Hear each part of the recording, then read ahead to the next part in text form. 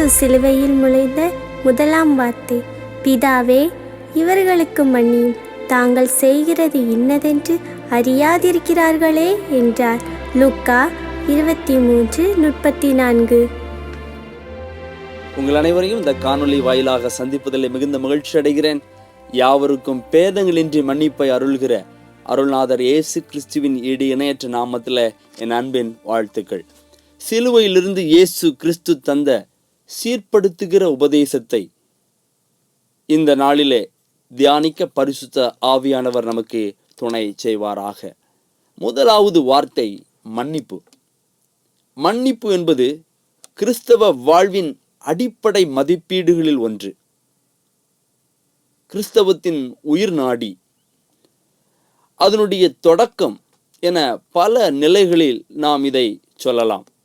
புதிய ஏற்பாடு பல வழிகளில் இதை சான்றுரைக்கிறது. ஆண்டவராகிய இயேசு கிறிஸ்துனுடைய வாழ்க்கையும் இதை நமக்கு காண்பிக்கின்றது.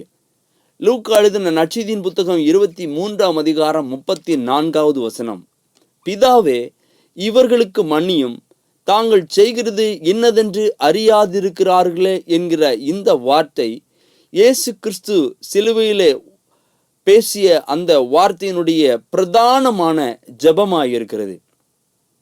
இது பல தெய்வீக சாராம்சங்களை உள்ளடக்கி இருக்கிறது. இவைகளை நம்முடைய வாழ்க்கையிலே நாம் அபியாசப்படுத்துகிறோமா என்பதை நாம் இன்றைய காலவெளியிலே நாம் தியானிக்க அவசியப்படுகிறோம். முதலாவது, மன்னிப்பு ஒரு தெய்வீக பண்பு. எபேசியர் 4ஆம் அதிகாரம் 32வது வசனம், ஒருவருக்கொருவர் தயவாயும் மன உருக்கமாயும் இருந்து கிறிஸ்துவுக்குள் தேவன் உங்களுக்கு மன்னித்தது போல நீங்களும் ஒருவருக்கொருவர் மன்னியுங்கள். அப்போஸ்தலனாகிய பவுல் எபேசு திருச்சபைக்கு கர்த்தருடைய வார்த்தையை சொல்லுகிறார். கிறிஸ்துவுக்குள் தேவன் உங்களுக்கு மன்னித்தது போல நீங்களும் ஒருவருக்கொருவர் மன்னியுங்கள். இப்படி நாம் பிறரை மன்னிக்கும் போது கிறிஸ்தவராகிய நாம் தரித்து கொண்டிருக்கிற கிறிஸ்துவின் சாயலை இந்த உலகத்திற்கு நாம் காண்பிக்கிறோம்.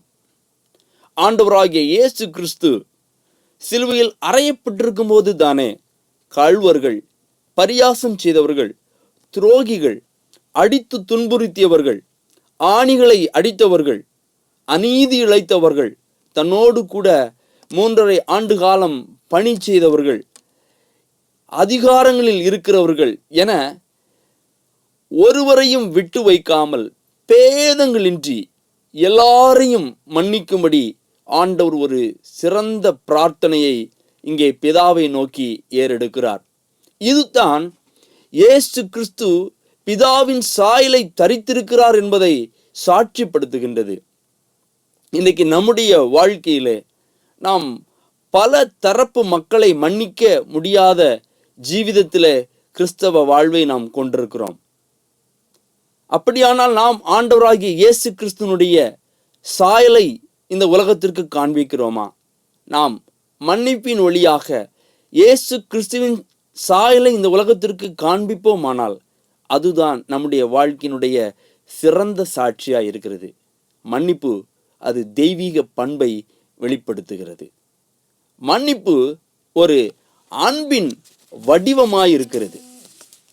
லூக்கா எழுதின நற்செய்தியின் புத்தகம் 17ஆம் அதிகாரம் 3வது வசனம், உங்களை குறித்து எச்சரிக்கையாயிருங்கள். உன் சகோதரன் உனக்கு விரோதமாய் குற்றம் செய்தால் அவனை கடிந்து கொள். அவன் மனஸ்தாபப்பட்டால் அவனுக்கு மன்னிப்பாயாக என்று வேத பகுதி நமக்கு காண்பிக்கின்றது. மன்னிப்பு என்பது அது ஆள் மனதிலிருந்து வர வேண்டும். வெறுமனே வார்த்தையால் சொல்லிவிட்டு பின்னர் வெறுப்பை மனதிலே சுமந்து கொண்டே இருப்பது மன்னிப்பு அல்ல. மன்னிப்பு அது அன்பின் வெளிப்பாடாய் இருக்க வேண்டும். நாம் பிறரை மன்னிக்கிறது அது ஒரு தியாக சிந்தையையோ அல்லது கர்வ சிந்தனையோ நம்மிலே உருவாக்குவது அல்ல.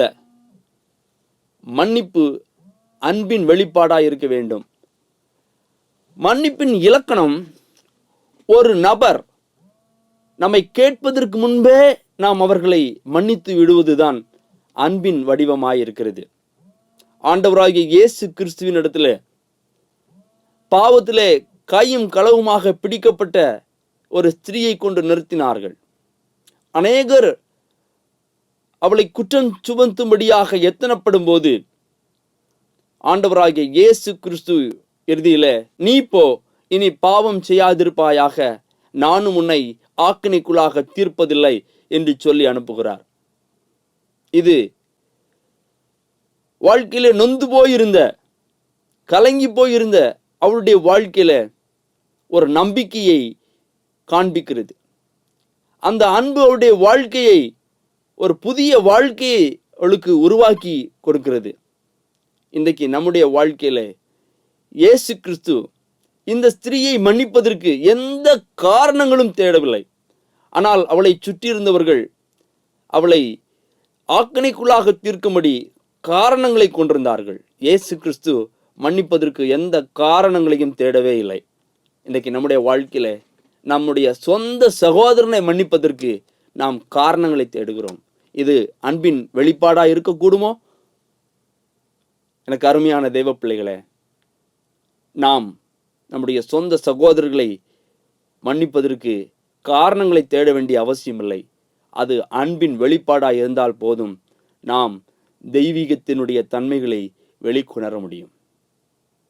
அன்பு சகல பாவங்களையும் மூடும் என்று வேதம் சொல்கிறது. மத்தேயு 6ஆம் அதிகாரம் 14-15 இப்படியாய் சொல்கிறது, மனுஷருடைய தப்பிதங்களை நீங்கள் அவர்களுக்கு மன்னித்தால் உங்கள் பரமபிதா உங்களுக்கும் மன்னிப்பார். இது ஆண்டவராகிய இயேசு கிறிஸ்து தன்னோடு கூட ஊழியம் செய்யும்படி அழைக்கப்பட்ட சீஷர்களுக்கு கொடுக்கக்கூடிய கட்டளையா இருந்தது. அது மாத்திரமல்ல, அவர்களுக்கு ஜெபம் பண்ண கற்றுக் கொடுக்கும் போது, நாங்கள் எங்கள் கடனாளிகளுக்கு மன்னிக்கிறது போல எங்கள் கடன்களை எங்களுக்கு மன்னியும் என்று ஆண்டவர் கற்பித்து கொடுத்தார். இது அவர்களுக்கு ஆண்டவராகிய இயேசு கிறிஸ்து கொடுத்த நிபந்தனையாயிருக்கிறது, கட்டளையாயிருக்கிறது. நாம் கிறிஸ்தவ வாழ்க்கையில கிறிஸ்துவினுடைய தன்மைகளை வெளிப்படுத்தும்படியாக, கிறிஸ்துவை கொண்டிருக்கிற, ஜீவனாய் கொண்டிருக்கிற நம்முடைய வாழ்க்கையில நாம் ஆண்டுடைய இந்த மன்னிப்பின் பாங்கை நாம் வெளிப்படுத்துகிறோமா? இந்த கட்டளைக்கு நாம் கீழ்ப்படுகிறோமா? நாம் மன்னிக்கும் போதுதான் நம்முடைய பாவங்கள் மன்னிக்கப்படுகிறது. சில நேரங்களிலே நாம் ஒருவரையும் மன்னிக்கிறதில்லை, ஆனால் நம்முடைய பாவங்களுக்காக நாம் எப்போதும் வேண்டிக் கொள்கிறோம். இது அர்த்தமுள்ளது தானா? இந்த கட்டளைக்கு இணங்கி யாரையும் நாம் மன்னிக்க ஆயத்தமுள்ளவர்களாய் இருக்க வேண்டும். மன்னிப்பு நம்முடைய வாழ்க்கையை லகுவாக்குகிறது. இந்த நிபந்தனை நம்முடைய வாழ்க்கையை லகுவாக்குகிறது, நம்முடைய இருதயத்தை லகுவாக்குகிறது. நாம் ஆண்டுடைய சமூகத்திலே ஜெபிக்க, ஆண்டுடைய சமூகத்திலே நாம் நம்மை அர்ப்பணிக்க, நம்முடைய இருதயங்களில் இருக்கிறதான எல்லா வெறுப்புகளையும் வஞ்சகங்களையும் அது நம்மிடத்திலிருந்து குறைத்து நாம் கடவுளை நோக்கி ஓட இந்த கட்டளை நம்மை லகுவாக்குகிறது. எனக்கு அருமையான ஆண்டுடைய பிள்ளைகளே, இயேசு கிறிஸ்துவின் இந்த வார்த்தை, பிதாவே இவர்களுக்கு மன்னியும், தாங்கள் செய்கிறது இன்னதென்று அறியாதிருக்கிறார்களே என்கிற இந்த பிரதான வேண்டுதல் அநேகருக்கு வாழ்வை தந்தது. ஆண்டவர் நம்முடைய பாவங்களை பாராது நம்மை மன்னிக்கிறபடினாலே நாம் இன்றைக்கு கிறிஸ்துவுக்கு சாட்சிகளாய் நாம் வாழ்கிறோம். ஆண்டுடைய அச்சடையாளங்களை தரித்தவர்களாய் இந்த உலகத்தில் நாம் வலம் வருகிறோம். ஆண்டவர் நம்மை நேசிக்கிற அந்த அன்பின் வடிவத்தை அவருடைய மன்னிப்பு நமக்கு காண்பிக்கிறது. மன்னிப்பு வாழ்க்கையை உருவாக்குகிறது. மன்னிப்பு மனிதர்களை உருவாக்குகிறது. மன்னிப்பு சிறந்த வாழ்க்கையை நமக்கு தருகிறது. வாழ்க்கை அழகானது. ஆண்டவர் கற்றுத் தந்திருக்கிற இந்த மன்னிப்பின் பாங்குகளை, தெய்வீக பண்பை, அன்பின் வடிவத்தை, மன்னிப்பின் இந்த நிபந்தனையை நம்முடைய வாழ்க்கையிலே நாம் அபியாசப்படுத்தி ஆண்டவருக்கு தொடர்ந்து சாட்சிகரிப்போமானால் நம்முடைய வாழ்க்கை இன்னும் அழகாக்கப்படுகிறது. நம்முடைய வாழ்க்கை அநேகரை ஆண்டவருக்குள்ளாய் நடத்துகிறது. நாம் மன்னிக்கிறோம் மன்னிக்கிறோம் மன்னிக்கிறோம் என்று வெறுமனே வார்த்தைகளிலேயே மாத்திரம் சொல்லி நம்முடைய வாழ்வை நகர்த்தி விடாதபடிக்கு தெய்வீக பண்பாய், அன்பின் வடிவமாய் ஆண்டவருக்கு தொடர்ந்து சாட்சிகரிக்கிற இந்த நிபந்தனையிலே நாம் வாழ முயற்சிப்போமானால் கிறிஸ்தவம், கிறிஸ்து இன்னும் நம் மூலமாய் பறைசாற்றப்படுவார். அவருடைய இந்த உபதேசம் அநேகரை ஆண்டோடைய அன்பிற்குள்ளாய் கொண்டு வரும். ஆண்டவர் உங்கள் அனைவரையும் அதிகமாய் ஆசீர்வதிப்பார்.